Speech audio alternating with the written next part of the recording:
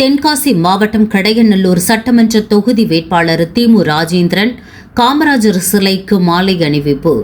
தென்காசி மாவட்டம் பெரியபிள்ளை வலசை ஊராட்சியில் அமைந்துள்ள காமராஜர் திருவுருவ சிலைக்கு கடையநல்லூர் சட்டமன்ற தொகுதி மதச்சார்பற்ற முற்போக்கு கூட்டணி வேட்பாளர் திமு ராஜேந்திரன் மாலை அணிவித்து மரியாதை செலுத்தினார். இந்நிகழ்ச்சிக்கு தென்காசி மேற்கு ஒன்றிய செயலாளர் வல்லம் திவான் ஒலி தலைமை தாங்கினார்.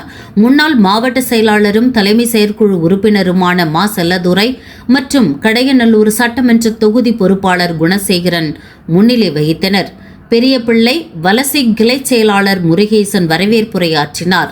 கடையநல்லூர் சட்டமன்ற தொகுதி வேட்பாளராக அறிமுகப்படுத்தப்பட்டுள்ள திமு ராஜேந்திரன் கழக தோழர்களும் கூட்டணி கட்சி நிர்வாகிகளும் அயராது உழைத்து அதிக வாக்கு வித்தியாசத்தில் என்னை வெற்றி பெற செய்ய வேண்டும் என்று நிர்வாகிகள் இடத்திலும் பொதுமக்களிடத்திலும் கோரிக்கை வைத்தார்.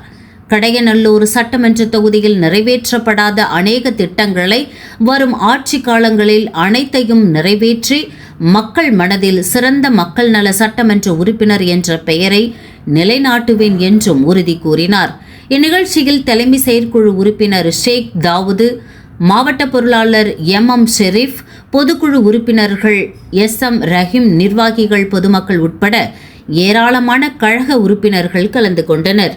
நியூஸ் 21 செய்திகளுக்காக செய்தியாளர் கோதர் ஷா.